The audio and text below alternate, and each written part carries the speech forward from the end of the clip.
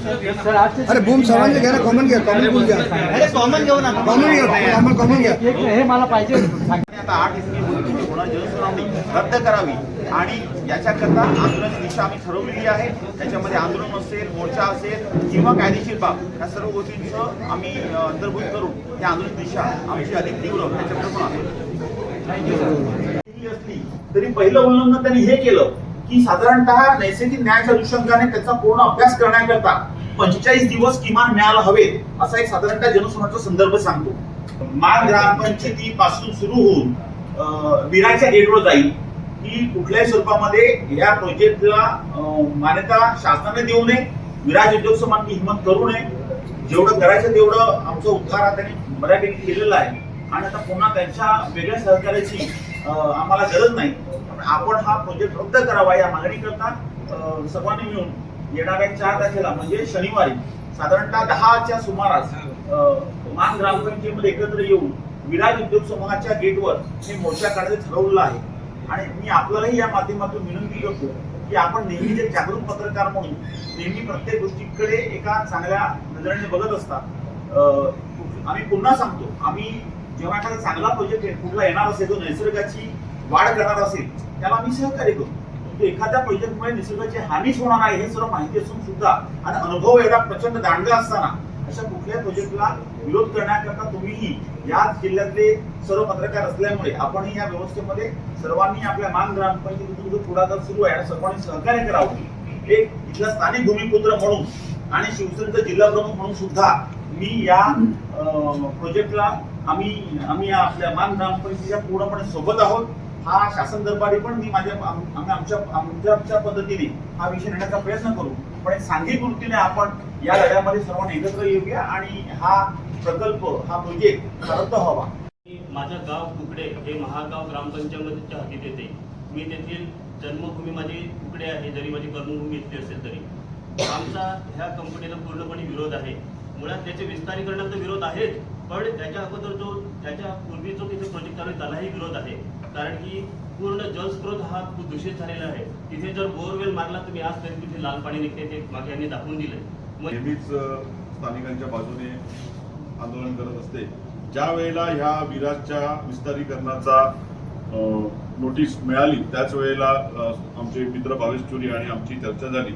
विराजचा जो इतिहास आहे तो खूप भयानक आहे, भयंकर आहे. मामाजीला कुठल्याही कायद्याची भीती राहिलेली नाही आहे. विराजमध्ये होणारे अपघात, विराजचं असणारं प्रदूषण हे फक्त आणि फक्त पैशाने विकत घेतलं जातं. ज्या वेळेला इथला माणसाचा जीव गेलाय त्या वेळेला अगदी गेंड्याच्या कातडीचे असलेले हे विराज प्रशासन यांनी कुठलीही प्रतिक्रिया दिलेली नाहीये आणि ही दहशत सामान्य नागरिकांमध्ये आहे की मामाजी का कोई कुछ उखाड नाही सकता.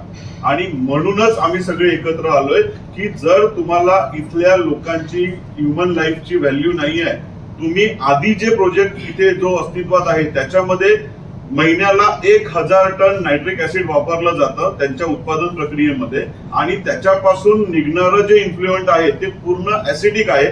त्याच्यामुळे तिथला जलस्रोत पूर्ण खराब झालेला आहे, जमीन खराब झालेली आहे, डोंगर खराब झालेला आहे, शेती खराब झालेली आहे.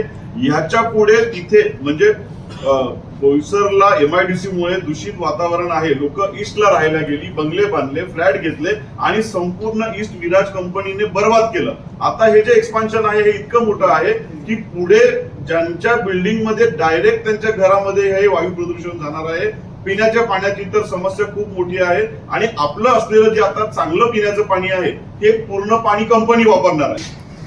महाराष्ट्र राज्याचे मुख्यमंत्री यांच्याबरोबर जो MOU झाला त्याच्यामध्ये त्यांनी स्पष्ट असं लिहिलेलं आहे की ह्या भागातला जो ट्रायबल आहे, जो आदिवासी समाज आहे, त्यांचं जे स्थलांतर होतं ते रोखण्यासाठी म्हणून हा प्रोजेक्ट आणतोय आणि तिथे 3500 लोकांना तिथे आपण रोजगार देणार.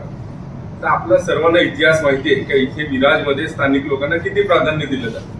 म्हणजे एकीकडे तुम्ही दाखवता की स्थानिकांना आम्ही रोजगार देऊ. आता याच्यासाठी 4200 लिटर आवाज ऐकला नाही तर आम्ही तीव्र आंदोलन करू आणि ही सर्वस्व जबाबदारी विराज कंपनीची राहील. ही कंपनी रोजगार देणारी नाही तर माणसं मारणारी कंपनी आहे आणि उद्या जर काही झालं तर आम्ही रस्त्यावर येऊ आणि हे आंदोलन तीव्र करू. विषय असा आहे की मान ग्रामपंचायत वारंगी ग्रामपंचायत वारंगी हद्दीमध्ये विराज ऑलरेडी SRO आहेत. त्याच्यानंतर त्यांनी आश्वासन दिले होते ग्रामपंचायतला 10 कोटी तसे विचारतो त्याच्यावर 10 रुपये सुद्धा ग्रामपंचायतला पोहोचले नाही. दुसरी गोष्ट की त्यांनी रोजगाराचा दावा केलेला आहे. आजच्या पत्रकार परिषदेकरता जमलेले सर्व मान्यवर पत्रकार प्रथमतः आम्ही दिलगिरी व्यक्त करतो की साधारण थोडा उशीर आम्हाला झाला, कारण याच विषयासंदर्भात आम्ही जिल्हाधिकारी महोदयांची वेळ घेतली होती, 4 तासांची वेळ होती, परंतु त्यांचे महत्त्वाचे विषय अचानक आल्यामुळे आम्हाला थांबावं लागले. आजच्या मान ग्रामपंचायत माध्यमातून विराज विरोधी मान संघर्ष समितीच्या माध्यमातून या पत्रकार परिषदेकरता त्या संबंधित गावचे आपला सरपंच आहे, सर्व मान्यवर मंडळी सहकारी उपस्थित आहे.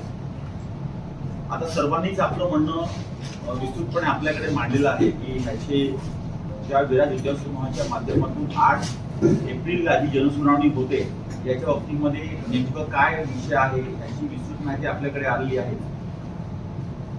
आमचं म्हणणं एवढंच आहे की कुठलाही प्रोजेक्ट ज्या वेळेला आपल्या जिल्ह्यामध्ये किंवा आपल्या भागात येतो तेव्हा तो साधारणतः त्या भागाची भौगोलिक परिस्थिती या अनुषंगाने तिथे कसल्या स्वरूपाचा रोजगार उपलब्ध होऊ शकतो याच्या वास्तविकतेची जाणीव ठेवून घेतला जातो. विराज कंपनी आणि इथला उद्योग समूह हा कोणाकरताही नवीन नाही.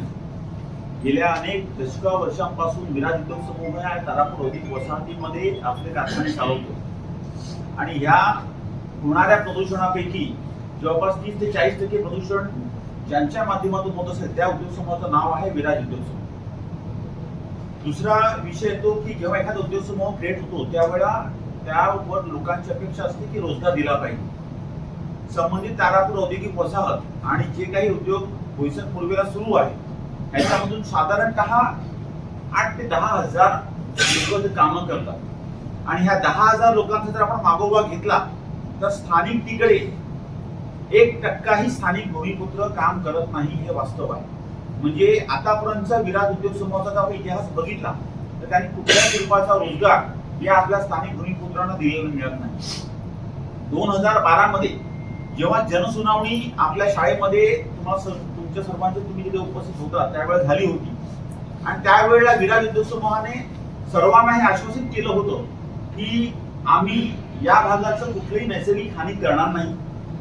आम्ही या भागामध्ये रोजगारामध्ये पहिला अधिकार हा या गावातील राजभवनच्या परिसरातील त्या संबंधित गावातील आणि पंचकृषीतल्या गावातील जनतेचा असेल. आणि तिसरं आश्वासन दिलं होतं 10 कोटीचा CSR. हे स्वतः मामाजीने तिकडे घोषणा केली होती आणि त्यावेळेला आम्ही तिकडे होतो की तो अनुभव सांगत होतो की विराज उद्योग समूहाचा अनुभव एवढा वाईट आहे त्याच्यावर त्यांनी सांगितलं आता आमच्याकडून अशी कुठलीच गोष्ट होणार नाही. 2012 नंतर 2026 उजाडलंय परंतु या विराज उद्योग समूहामध्ये केवळ आणि केवळ प्रदूषण निर्माण केलं गेलं, नैसर्गिक स्रोत बिघडवले गेले. ज्या गोष्टींचा उल्लेख केला की जे नैसर्गिक फ्लो आपल्या गावागावांमधून आहेत त्या गावागावांचे सर्व नैसर्गिक स्रोत हे प्रदूषित झालेले आहेत. आज अशी परिस्थिती आहे की जे काही पाटाचं पाणी येतं त्या पाटाचं पाणी उचलण्याचं काम पण विराज उद्योग समूह करतो आणि त्या गावामध्ये अजूनही आज आपण बघतो की वेगवेगळ्या योजनांचा बोजवार उडालेला आहे. जलजीवन असेल किंवा अजून असेल म्हणजे लोकांना जो मार्ग आहे तो फक्त ज्या जलस्रोताचाच मार्ग आहे. लोकांना हाताशी बंधू आणि सर्व पक्षीय नेते मंडळी आज इथे उपस्थित आहेत. सर्वांचं स्वागत करतो. आज या मान ग्रामपंचायतमध्ये मान आणि वारंगळे या ठिकाणी विराजने जो प्रोजेक्टची प्रस्तावना आणि त्याच्याकरता प्रदूषण मंडळाचं आलेलं पत्रक 8 जानेवारी रोजी होणारी जनसुनावणी ही विराजच्या प्रांगणामध्ये न होता ही आपल्या संभावित शासकीय ग्राउंड असतील, सभागृह असतील या ठिकाणी घेण्यात यावी ही आमची ठोस मागणी असेल. आणि त्याचबरोबर मान ग्रामपंचायतीच्या हद्दीतील सर्व निसर्गरम्य जो परिसर आहे त्या ठिकाणी या मोठ्या प्रमाणात घालू इच्छितलेल्या प्रकल्पामध्ये जो होणारा ETP प्लांट असेल त्याच्यामधून निघणारं रासायनिक पाणी असेल हे कुठे विसर्जन केलं जाईल. प्रभाकर पाटील आज खरं मी बहुजन विकास आघाडीचा नेता म्हणून नाही तर या मान ग्रामपंचायतीच्या बाजूला माझं अतिशय निसर्ग संपन्न असं गाव आहे आणि ज्या गावामध्ये चांगले धबधबे, चांगला पुढचा किल्ला आणि त्याचबरोबर निसर्गरम्य असं वातावरण आहे. 9 हेक्टर मध्ये असलेल्या विराटच्या प्लांटमुळे होणारं प्रदूषण आणि आता त्याच्यानंतर होणारं 44 हेक्टर मधलं प्रस्तावित जे बांधकाम आहे यामध्ये बहुजन विकास आघाडी त्याचबरोबर स्वतः आम्ही पडगे ग्रामपंचायत पूर्णपणे त्याला विरोध करते.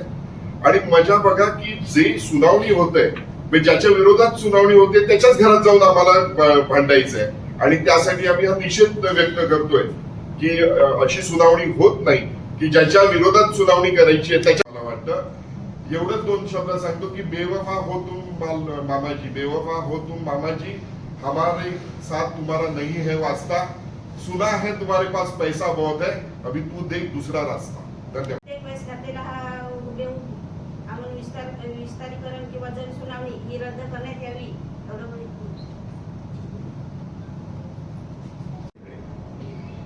विराज SRM त्याला लागून त्यांचं विस्तारीकरण, नियमितीकरण आणि विस्तारीकरणासाठी MPCBने म्हणजे महाराष्ट्र प्रदूषण नियंत्रण मंडळ उपप्रादेशिक अधिकारी 2 यांनी 8/4/2026 एक जनसुनावणी आयोजित केलेली आहे. त्या संदर्भात पत्र ग्रामपंचायतीला मिळाल्यावर सर्व ग्रामस्थांनी एकत्र येऊन एक विशेष ग्रामसभा आयोजित केली 24/3 आणि त्याच्यामध्ये 450 ते 450 लोक होते. त्यांनी सर्वानुमते असा ठराव घेतला की या विस्तारीकरणाला विरोध करायचा आणि जी जनसुनावणी आयोजित केलेली आहे विराजने त्यांच्याच जमीन मिळकतीवर ते गट नंबर 27 वर त्याला ग्रामसभेने पूर्ण विरोध केलेला आहे आणि ती जनसुनावणी रद्द करण्यासाठी आताच आम्ही जिल्हाधिकारी मॅडमना तसं एक निवेदन देऊन आलेलो आहे. आता पुढची जी काही माहिती आहे आणि याची सर्वांनी द्यायची. 15 वर्षापूर्वी विराटचा पहिला प्लांट मानमध्ये आला आणि तो पहिला प्लांट आल्यानंतर त्याच्यातून जे काही प्रदूषण मानमध्ये सुरू झालं 2-3 वर्षानंतर पुन्हा त्याच्या विस्तारीकरण दुसऱ्या प्लांटसाठी जनसुनावणी झाली.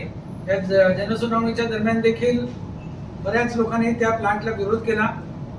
नैसर्गिक हानी आणि नैसर्गिक साधनसामुग्रीची हानी, पाण्याचा ज्वलंत प्रश्न मान ग्रामपंचायतीमधला आणि त्याचबरोबर जे प्रदूषण या कंपनीतून होते, जे पाणी कंटॅमिनेट होते त्या विरोधामध्ये त्या जनसुनावणीमध्ये देखील आवाज उठवला गेला होता. आत्ताचा जो त्यांनी नवीन त्याच प्लांटचा विस्तारीकरणाचा जो त्यांनी आता हे दिलेला आहे तो 11 पट मोठा प्लांट आहे. आत्ताचा सध्या आहे त्याच्यापेक्षा 11 पट मोठा प्लांट त्यांचा प्रस्तावित आहे. आता मुळात 4 मार्चला हे MPCBने पत्र काढलंय. आमच्या ग्रामपंचायतीला ते 13 मार्चला मिळालं आणि पुरेसा कालावधी न देता 8 एप्रिलला जनसुनावणी आयोजित केलेली आहे. हा पहिला महत्वाचा मुद्दा आहे. म्हणजे ग्रामपंचायतीला त्याची लोकांना माहिती देण्यासाठी किंवा जो काही पुरेसा कालावधी लागतो, नोटीस द्यावी लागते, पुरेसा कालावधी त्यांनी दिलेला नाहीये, पहिली गोष्ट. आणि दुसरी गोष्ट, जेव्हा जनसुनावणी लावली गेलेली आहे ही त्याच कंपनीच्या प्रिमायसेस मध्ये, विराज या कंपनीच्या प्रिमायसेस मध्ये जनसुनावणी लावली गेलेली आहे. हे अत्यंत चुकीचं आहे आणि आमच्या दृष्टीने, ग्रामस्थांच्या दृष्टीने हे अत्यंत धोकादायक देखील आहे. कारण विराज कंपनीमध्ये कुठल्याही प्रकारचे स्थानिक लोक काम करत नाहीयेत, स्थानिक कामगार नाहीयेत, कुठल्याही स्थानिकांना त्यांनी रोजगार दिलेला नाही. आणि आपल्याला माहिती आहे विराजच्या बद्दल, त्यांच्या इतिहासाबद्दल आणि त्यांनी या MIDC क्षेत्रामध्ये किंवा आमच्या पूर्वेकडे मान गावामध्ये केलेल्या प्रदूषणाबद्दल कुठल्या प्रकारच्या नियमांचं पालन न करता सर्व नियमांचं उल्लंघन करून ते आपले कारखाना चालवत आहे. हरे कृष्ण हरे कृष्ण हरे कृष्ण.